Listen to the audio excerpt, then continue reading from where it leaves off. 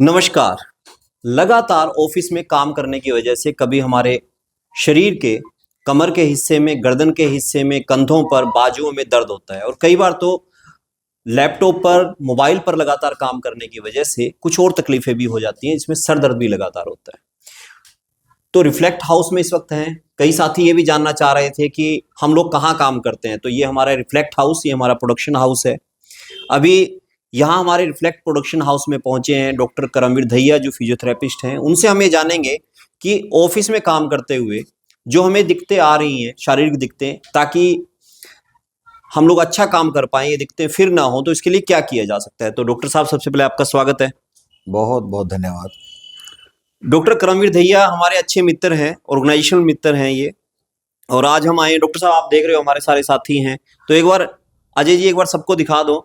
हमारे जो सभी साथी हैं, लगातार हम इसी पोस्चर में काम करते हैं, कुर्सियों पर बैठकर। अब आप देख लो ये पोस्चर गलत है, ठीक है, कैसे हैं, पर हमें कुछ कुछ तकलीफ समय समय पे आती है, जिसकी वजह से कई छुट्टियां भी लग जाती हैं। तो ये छुट्टियां ना मारनी पड़े और काम भी ठीक हो, थोड़ा इसके बारे में बताइए। और जितने भी दर्शक जुड़े हुए हैं, मेरा उनसे अनुरोध है, इस पूरी वीडियो को देखिएगा, ये आपके लिए भी लाभदायक है। आप चाहे किसी दफ्तर में काम कर रहे हैं और चाहे घर पर लगातार लैपटॉप पर काम करते हैं, पढ़ने वाले बच्चे हैं, लगातार कुर्सी पर बैठना पड़ता है, एक सीटिंग रहती है, तो ये जो शारीरिक दिक्कतें हैं, ये दिक्कतें ना हो, आप घर पर इनका इलाज कर सकें, तो इसके बारे में आज हमारी बातचीत रहेगी। तो डॉक्टर साहब एक एक करके बताइए। सबसे पहले तो ये बताइए, जो फिजियोथेरेपी हम कह देते हैं, आखिर ये है क्या? नवल जी, बहुत बहुत धन्यवाद आप सबका हमें यहाँ आमंत्रित करने के लिए और हमारी बात रखने के लिए। सबसे पहले मैं बताता हूँ आपको कि फिजियोथेरेपिस्ट क्या होता है। जैसे मैं फिजियोथेरेपिस्ट हूँ, बहुत से लोगों को ग्रामीण अंचल की अगर मैं बात करूँ तो बहुत से लोगों को नहीं पता होता कि फिजियोथेरेपिस्ट क्या होता है। फिजियोथेरेपिस्ट मूवमेंट का डॉक्टर होता है। जैसे आप मोस्टली देखते हैं कि जितने भी डॉक्टर हैं वो सिम्टोमेटिक ट्रीटमेंट करते हैं कि अगर उल्टी है तो उल्टी की गोली दे दी जाएगी, अगर फीवर है तो फीवर की गोली दे दी जाएगी। लेकिन जो फिजियोथेरेपिस्ट है वो मूवमेंट का डॉक्टर है, लेकिन वो कॉज ढूंढ के कॉज पे काम करता है। इसीलिए फिजियोथेरेपी का जो रिजल्ट है वो थोड़ा सा लेट आता है, क्योंकि फिजियोथेरेपिस्ट है वो जड़ पकड़ेगा, कॉज पकड़ेगा कि किस कारण से ये बीमारी है, उसका ट्रीटमेंट पहले शुरू करेगा। सिम्टोमेटिक ट्रीटमेंट है वो धीरे धीरे अपने आप ठीक होता जाता है। तो डॉक्टर साहब इसके ऊपर बात करेंगे। आपने कहा कैसे आपके मन में आया, क्यों फिजियोथेरेपिस्ट बने, तो इसके बारे में बातचीत है। पर साथ साथ में कुछ चीजें भी जोड़ लेते हैं, जो दर्शक हमारे साथ जुड़े हुए हैं उनको दिखाने के लिए कि लगातार, जैसे कि अक्सर क्या समस्या महसूस करते हैं। तो शुभम है हमारे यहाँ से, तो शुभम आप क्या पूछना चाहेंगे? वैसे तो अभी मुझे कोई प्रॉब्लम है नहीं, लेकिन जैसे मैं अभी नवल सर है, इनको देख रहा हूँ, हमारे दीपक सर है, तो इनको प्रॉब्लम आ रही है, तो मैं चाहता हूँ भाई फ्यूचर में मुझे कभी ना आए। सही है। तो उसके लिए पहले ही सर सतर्क तो रहो ये भी भाई। बताना पड़ेगा कि हमें क्या प्रॉब्लम है, आपको ये भी बताओ। नहीं, अभी जैसे सर सर्वाइकल की आप कह रहे हो भाई प्रॉब्लम आती है, तो मुझे ना आए फ्यूचर में, तो उसके लिए आप कुछ बताओ सर। मोस्टली क्या होता है कि जो लोग लैपटॉप पे काम करते हैं या जो मोबाइल पे काम करते हैं या जिनकी सिटिंग जॉब रेगुलर रहती है, उनको मोस्टली माइग्रेन, सर्वाइकल या फिर बैक पेन, ये चीज़ें रहती हैं। अभी पिछले दिनों से जैसे हमारे यूट्यूब चैनल पे भी क्वेरीज आ रही थी, बहुत से लोग ये भी सवाल कर रहे हैं कि लंबा टाइम फ़ोन देखने की वजह से या फिर लंबा टाइम काम करने की वजह से हाथों में भी दिक्कत आनी शुरू हो गई है। तो ये मैं साल पहले मैंने ये दिक्कतें बहुत कम देखी थी, लेकिन ये हाथों वाली जो दिक्कत है वो अभी काफ़ी शुरू हो गई है। अगर मैं शुभम की बात करूं तो यंग एज में आदमी ठीक ठाक रहता है, मोस्टली कोई ऐसी दिक्कत नहीं होती है। लेकिन आपका जो पोस्चर है, अगर वो अच्छा है, बेड पोस्चर है, गुड पोस्चर है, अगर आप बेड पोस्चर में बैठेंगे तो नेचुरली है कि कुछ टाइम के बाद आपको दिक्कत कोई ना कोई जरूर होगी। तो डॉक्टर साहब एक बार मुझे बता दीजिए, आप हमारा ये देख रहे हैं प्रोडक्शन में भी, ये जैसे कुर्सी पर बैठे हैं तो कैसे बैठना चाहिए इनको? कुर्सी पे जैसे मैं बैठा हूँ, हाँ, जैसे अभी आप मेरे को देख रही है, हाँ मैं जी, जैसे ये मैं बैठा हूँ, ये गुड पोस्चर है। आपके सामने एक लैपटॉप है, हाँ, तो इसको कैसे रखेंगे, कैसे काम करेंगे? इस लैपटॉप को आप ज्यादा झुक के आदमी ना बैठे। जैसे ये लैपटॉप पड़ा है मेरे पास, इतना ऊंचा जरूर हो जिससे मैं सीधा काम कर सकूं, अच्छा। कम से कम।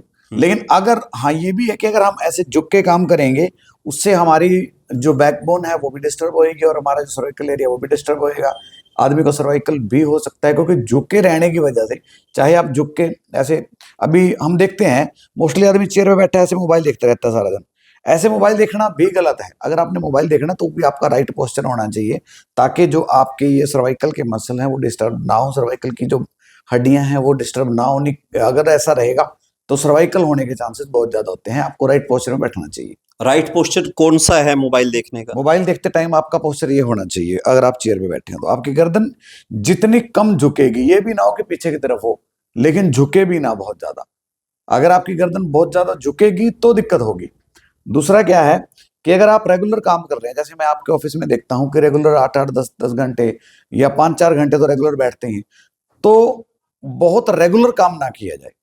अगर आप स्वस्थ हैं, ठीक ठाक भी हैं, तो भी आप घंटे आधा घंटे में थोड़ा सा ब्रेक जरूर लें, चाहे वो 5 मिनट का ब्रेक हो। थोड़ा चलें फिरें, थोड़ा बॉडी को स्ट्रेच कर लें। अगर जिसको प्रॉब्लम है उसको तो रेगुलर काम करना ही नहीं चाहिए, लेकिन जो स्वस्थ हैं उनको भी रेगुलर काम नहीं करना चाहिए। थोड़ा सा बॉडी के लिए टाइम जरूर निकालें।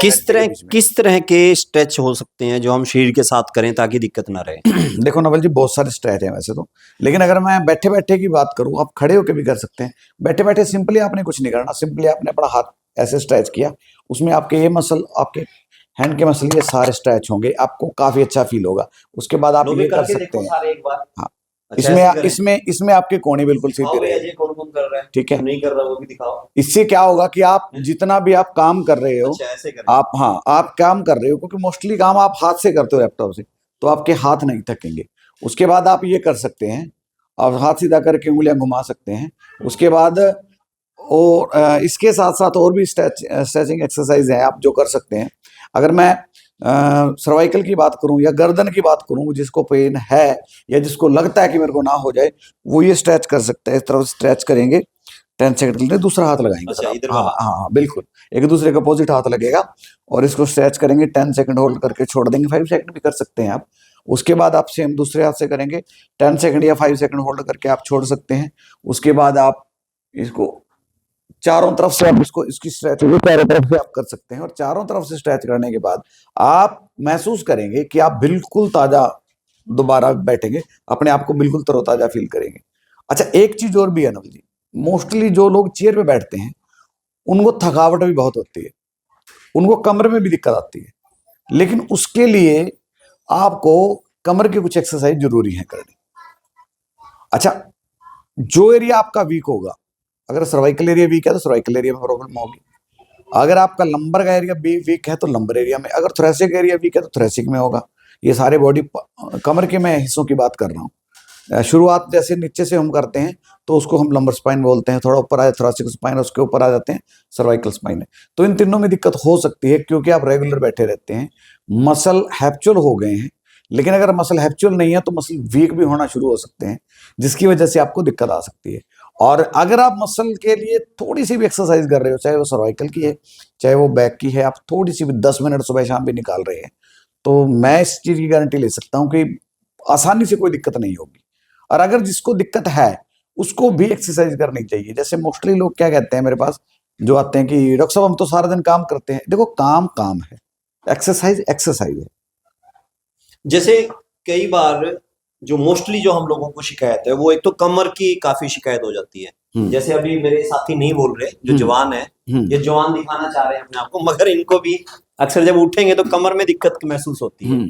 तो उसके लिए ऐसी कौन सी एक्सरसाइज करें बैठने उठने के साथ ताकि ये तकलीफ भी ना हो? देखो, 2-3 चीजों का ध्यान रखे आदमी, तो मैं ये मानता हूं कि आसानी से दिक्कत होगी नहीं, और जिसको है उसकी दिक्कत काफी ठीक भी हो जाएगी। ये 2-3 प्रिकॉशंस हैं।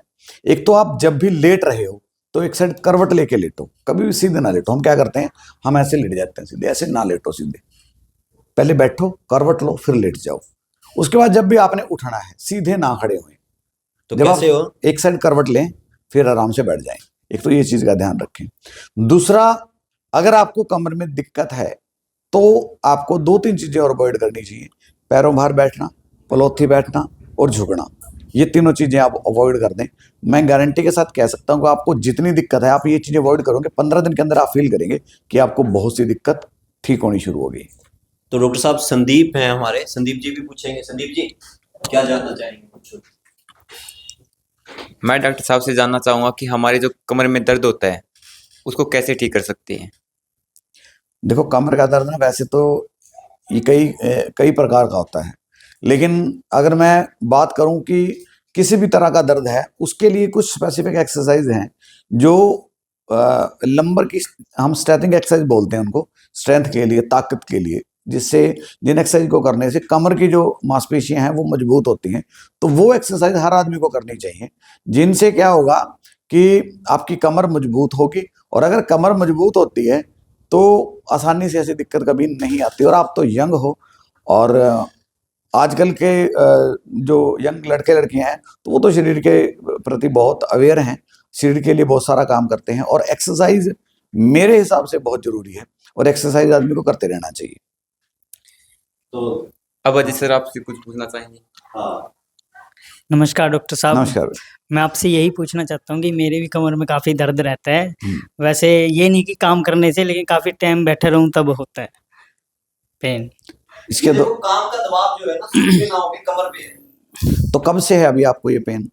मेरे को, मेरा ऑपरेट हुआ था अपेंडिक्स का, अच्छा तो मुझे इंजेक्शन लगा था, उसके बाद से रहने लगा। अच्छा, अभी कितना टाइम होगा पेन लगते हैं? केवल लगा लो 1-2 घंटे जब बैठ जाता हूँ तो हल्का हल्का स्टार्ट हो जाता है। कब से है? साल से है, 2 साल से है, कब से है? लगा लो 3-4 साल हो गए 3-4 मेरे साल हो को। गए। जी जी। तो इसमें ना वही प्रोसेस है सेम।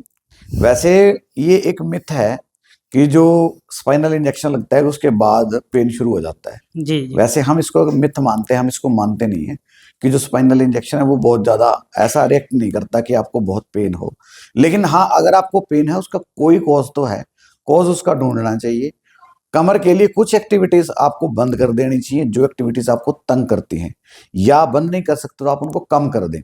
जैसे कि सपोज करते हैं हम कि आपको 1 घंटा बैठे रहने के बाद कमर में दर्द शुरू हो जाता है, तो आप 1 घंटा ना बैठें, आप आधे घंटे के बाद थोड़ा सा बॉडी को रिफ्रेश करें, थोड़ा खड़ा हो जाएं, थोड़ा चल लें, 1-2 स्ट्रेचिंग हल्की हल्की सी आप कर सकते हैं, उसके बाद आप दोबारा बैठ जाएं। क्योंकि जो रेगुलर बैठे रहना है ना, वो भी बहुत हद तक ऐसी दिक्कतों को जन्म देता है, जिसमें सर्वाइकल है, चाहे बैक एक है। और अगर आपका साल 2 साल पुराना है तो आपको उसके बारे में जरूर सोचना चाहिए। जो एक्टिविटीज आपको परेशान करती हैं, या जो एक्टिविटीज करते टाइम आपको पेन फील होता है, तो वो एक्टिविटीज आपको कम कर देनी चाहिए। अगर बंद करते हो तो बहुत अच्छी बात है। उसके साथ साथ कमर की कुछ एक्सरसाइज आपको जरूर करनी चाहिए, जिससे आपकी कमर मजबूत हो और आपको ये जो दिक्कत आ रही है वो दिक्कत आपको ना आए। जी जी, थैंक यू सर। हाँ जी, हमारे दीपक जी के सर में लगातार दर्द रहता है, तो ये भी पूछना चाहेंगे इसके बारे में। डॉक्टर साहब, तो पिछले लंबे समय से सर्वाइकल है, अब कैसे बाहर निकला जाए उस पर्टिकुलर उससे? काफी दर्द कम है पहले के मुकाबले, पर अभी भी रहता है, और बीच में तो बहुत ज्यादा हो जाता है। कितने टाइम से दीपक जी आपको सर्वाइकल है? लगभग 10 साल हो गए होंगे। 10 साल हो गया। सेम वही वही सारी बात आके सेम अटक रही है। देखो, आप कुछ एक्सरसाइज करें, और एक आप जब सोते हैं तो आपका सोते टाइम का जो पोस्चर है वो बहुत अच्छा होना चाहिए। अगर आप करवट लेके सो रहे हैं तो आप एक पिलो लगाएं जरूर, और अगर आप सीधा सो रहे हैं तो आप कुछ भी ना लगाएं। अगर आदत है लगाने की तो चादर को आप डबल फोल्ड करके सिर के नीचे रख सकते हैं, अगर आप सीधे सो रहे हैं। अगर करवट लेके सो रहे हैं तो आपको एक अच्छा खासा पिलो लगाना चाहिए, जो आपकी गर्दन का जो पोस्चर है उसको राइट रखे। मैंने अपने यूट्यूब चैनल पे स्पेशली ये वीडियो बनाई थी कि how to sleep with neck pain, कि आप सर्वाइकल का जो, या अगर आपको गर्दन का दर्द है तो आपको कैसे सोना चाहिए। क्योंकि इसमें ना सोना और सोने का जो पोस्चर है वो बहुत मैटर करता है। कई बार क्या होता है कि हमें आदत होती है, हम ऐसे हाथ सिर के नीचे लगा के सोते हैं जब करवट लेके सोते हैं, या सीधे सोते हैं तो ऐसे लगा के सोते हैं, या ऐसे लगा के सोते हैं। तो ये बिल्कुल नहीं करना चाहिए आदमी को। आदमी को सर्वाइकल का अगर दर्द है उसको बिल्कुल बंद कर देना चाहिए। अगर किसी को नहीं भी है और उसको ऐसे सोने की नवल जी आदत है, तो उसको दर्द होने के बहुत अच्छे चांस हैं, उसको ऐसी दिक्कत हो सकती है। और अगर मैं दीपक जी आपके केस की बात करूं तो आपको एक तो सोने का तरीका थोड़ा सा चेंज करना चाहिए। दूसरा भी मैं बता के आपको ये भी बता के हटाऊं ये चीज बात कि आपने खड़े कैसे होना है अगर लेटे हुए हैं, और अगर आप खड़े हैं तो लेटना कैसे है, और अगर लेटे हुए हैं तो खड़े कैसे होना है। इस चीज़ के ऊपर भी ध्यान देना चाहिए। और सर्वाइकल की कुछ एक्सरसाइज हैं जिसको हम हील रिदम एक्सरसाइज बोलते हैं, और ये प्राइमरी एक्सरसाइज है जो मैं मेरे हॉस्पिटल या मेरे क्लिनिक में आने वाले मैं 100 के 100 पेशेंट्स को मैं वो एक्सरसाइज जरूर सिखाता हूँ। और मैं चाहूँगा कि आप भी वो एक्सरसाइज एक बार ट्राई करें, और अगर आप रेगुलर ट्राई करेंगे तो आप देखेंगे कि मैजिकल जो परिवर्तन है वो नजर आएगा। हाँ, मैजिकल रिकवरी है जो आप फील करेंगे कि इस एक्सरसाइज के बाद आप करेंगे। आपने क्या करना है, सिंपली आपने सीधे बैठ जाना है राइट पोस्चर में, ऐसे अपने माथे के ऊपर हाथ लगाना है। ये हाथ है जो ये माथे के ऊपर लगेगा और एक दूसरे के अपोजिट फोर्स लगेगा। हम माथे का जो जोर है वो हाथ को लगाएंगे और जो हाथ का जोर है माथे को लगाएंगे। ये एक दूसरे के अपोजिट ऐसे लगेगा। हम ऐसे लगा के होल्ड रखेंगे 10 सेकंड के लिए। 1 2 3 4 5 6 7 8 9 और 10 काउंट के बाद छोड़ देंगे। फिर हम एक साइड से हाथ ले आएंगे। इसमें ना हमने ध्यान रखना है कि गर्दन बिल्कुल सीधी हो, गर्दन टेढ़ी ऐसे नहीं होनी चाहिए, ना ही ऐसे होनी चाहिए, सीधी हो बिल्कुल। और 10 सेकंड के लिए दबा के हमने एक दूसरे के अपोजिट फोर्स करके दबा के 10 सेकंड के लिए होल्ड करना है। 1 2 3 4 5 6 7 8 9 और 10 काउंट के बाद छोड़ देना है। उसके बाद सेम इस तरफ से वही सेम 10 काउंट करेंगे, 10 काउंट के बाद छोड़ देंगे। उसके बाद दोनों हाथ लगा के ऐसे पीछे और एक दूसरे के अपोजिट फोर्स लगेगा। 10 काउंट करेंगे, 10 काउंट के बाद छोड़ देंगे। ये जो चारों एक्सरसाइज हैं चारों तरफ से हो गई है। इस एक्सरसाइज की आप 10 से 15 रेपिटेशन करें, दिन में कम से कम 2 टाइम जरूर करें। और दीपक जी आपके लिए स्पेशल है कि आप इस एक्सरसाइज को 10 से 15 दिन 20 दिन करें, आप महसूस करेंगे कि रिकवरी क्या आ रही है। और ये एक्सरसाइज करने के बाद मेरे क्लिनिक में आने वाले हजारों पेशेंट ठीक हो चुके हैं, जिनको मैं आपको बहुत सारी मेडिसिन नहीं दे रहा, जिनको मैं आपको बहुत सारी फिजियोथेरेपी नहीं करवा रहा। सिर्फ एक एक्सरसाइज है और सिर्फ कुछ प्रिकॉशंस है, सोने का बैठने का तरीका है। आदमी बहुत अच्छा रिलीफ ले सकता है। डॉक्टर साहब जो है अपना एक यूट्यूब चैनल भी चलाते हैं और उस यूट्यूब चैनल से काफी लोग लाभ ले रहे हैं और पिछले समय में उन्होंने शुरू किया था। और इस यूट्यूब चैनल के अंदर रिफ्लेक्ट की भी भागीदारी है। बिल्कुल, हमने उस चैनल को कैसे चलेगा ये सारी बातचीत उसमें रही और आज वो अच्छा ग्रो कर रहा है। आप डॉक्टर साहब के बारे में और जानना चाहते हैं या जो एक्सरसाइज बताई हैं इनको आप ज्यादा अच्छी ढंग से जानना चाहते हैं तो यूट्यूब चैनल पर जा सकते हैं। Doctor Karamveer Dahiya, doctor Dahiya physiotherapy, doctor Dahiya physiotherapist के नाम से चैनल है, स्क्रीन पर आपको दिखाई देगा। आप वहां जाइए और इस पे आप लिंक भी करिए। अच्छा डॉक्टर साहब एक और बताइए, कई बार बुजुर्ग भी कहते थे कि पैर लटका के ना बैठो, और ये भी होता है कि पैर जब कुर्सी से ऊपर चले जाते हैं काफी देर तक तो दर्द होना शुरू हो जाता है। क्या कारण है इसका और इसमें कितना पैरों का जुड़ाव जमीन से रखना चाहिए, कुर्सी कितनी ऊपर हो कितनी नीचे हो, ये भी आपकी फिजियोथेरेपी का पार्ट है क्या? बिल्कुल ये फिजियोथेरेपी का पार्ट है। इसमें सीखने की बात है। जब भी आप बैठते हैं चेयर पे तो आपके जो पैर है वो धरती के ऊपर लगने चाहिए। अगर आपके पैर धरती के ऊपर नहीं लग रहे तो नेचुरली है कि वो पैर लटके रहेंगे और आपके जो काफ के मसल हैं या फुट के मसल हैं या प्लांटर फेशियाटिस मसल हम जिनको बोलते हैं, नीचे पैर के मसल, तो वो खिंचते रहते हैं रेगुलर। अगर वो मसल रेगुलर खींचेंगे, उनमें खिंचाव पैदा होगा तो वो नेचुरली है कि पेन करेंगे। तो उसमें क्या है कि जब आप चेयर पे बैठ रहे हैं तो आपके पैर सीधे, आपका पंजा और आपकी एड़ी बिल्कुल फर्श के ऊपर लगी होनी चाहिए, जिससे आपको दिक्कत नहीं होगी। और उसमें एक चीज और भी है कि आप जब राइट पोस्चर में बैठ रहे हैं तब आपके पैर नीचे लगे होने चाहिए, क्योंकि अगर आप आगे झुक के बैठ रहे हैं तो आपके पैर वैसे उठ जाएंगे। आपने जबरदस्ती पैर नहीं उठाने, पैर बिल्कुल नीचे रिलैक्स धरती के ऊपर लगे होने चाहिए, तो आपको पेन ऐसा नहीं होगा। अगर आप पैर लटका के बैठेंगे तो वो नेचुरली है कि वो आपके जो मसल हैं वो जो खिंचते रहेंगे रेगुलर टाइम, तो वो पेन करेंगे।